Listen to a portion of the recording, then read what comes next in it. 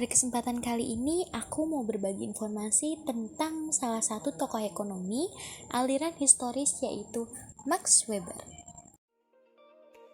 Maximilian Weber, atau lebih dikenal dengan Max Weber, lahir di Erfurt, Jerman, 21 April 1864. Dan pada umurnya yang ke-56 tahun, ia meninggal di München, Jerman, 14 Juni 1920. Nama lengkapnya yaitu Maximilian Karl Emil Weber. Adalah seorang ahli politik, ekonom, geograf, dan juga sosiolog yang berasal dari Jerman. Max Weber terdiri dari 8 bersaudara, di mana ayahnya merupakan Max Weber senior yang juga merupakan birokrat yang kedudukan politiknya relatif penting. Ibunya, Helen Weber, adalah seorang Calvinis yang taat yang berupaya menjalani kehidupan prihatin. Perbedaan penting antara kedua orang tuanya ini sangat berpengaruh besar terhadap orientasi intelektual dan perkembangan psikologi Weber. Ketika berumur 18 tahun, Max Weber belajar di Universitas Heidelberg di Jerman.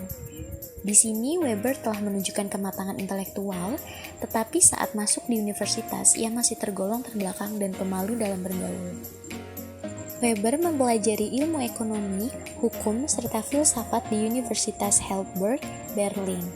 Dan setelah kuliah 3 semester, Weber meninggalkan Heidelberg untuk dinas militer tahun 1884. Ia kembali ke Berlin, ke rumah orang tuanya, dan juga belajar di Universitas Berlin.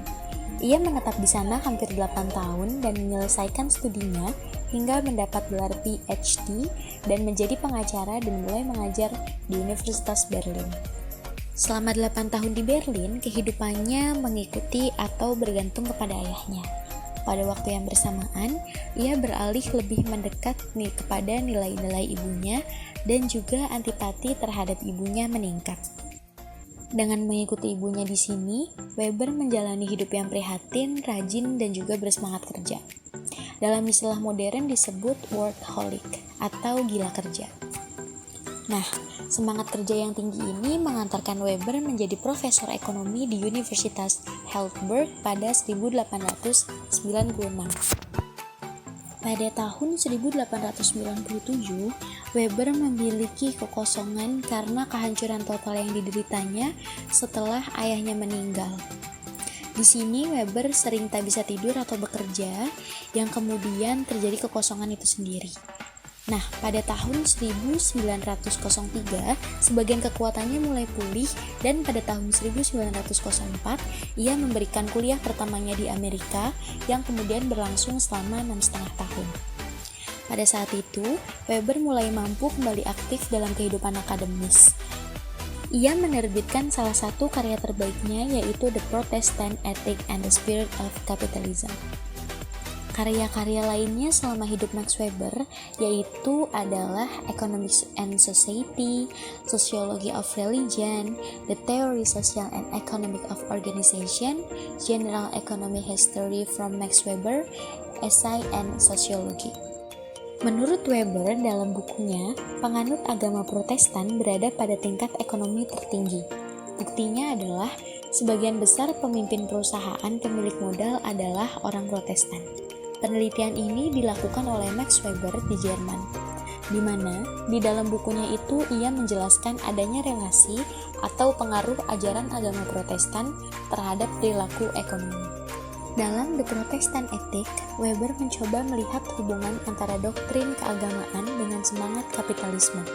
Data statistik yang berasal dari Weber dikumpulkan menunjukkan bahwa mayoritas pemilik modal, pemimpin perusahaan, serta tenaga kerja ahli di Jerman pada masa Weber merupakan pengikut ajaran Kristen Protestan.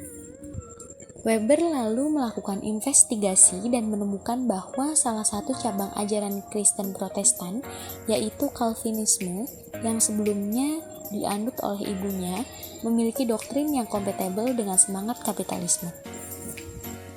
Menurut Weber, doktrin Calvinisme yang dibawa oleh Richard Baxter, penerus John Calvin, serat dengan etos keduniawian yang mendorong pemeluknya untuk bekerja dan mengumpulkan kekayaan sebanyak-banyaknya.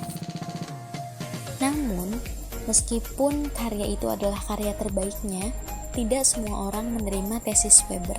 Di antaranya yang menentang yaitu Brian S. Turner, R. H. Tawney, Kurt Samuelson, Robert N. Gillah, Andrew Greeley, dan tokoh-tokoh lainnya yang pernah meneliti dampak ajaran agama lain terhadap kehidupan ekonomi. Misalnya, penelitian tentang masyarakat Islam dan penganut-penganut agama Tokugawa di Jepang. Kritik-kritik tersebut antara lain dapat dibaca dalam buku yang diedit Taufik Abdullah dengan judul Agama, Etos Kerja dan Perkembangan Ekonomi pada tahun 1979. Demikian informasi yang dapat saya sampaikan dari salah satu tokoh ekonomi aliran historis, yaitu Max Weber. Mohon maaf apabila ada salah kata maupun ucapan ketika saya menyampaikan. Terima kasih karena telah menyimak video ini dari awal hingga akhir. Thanks for watching.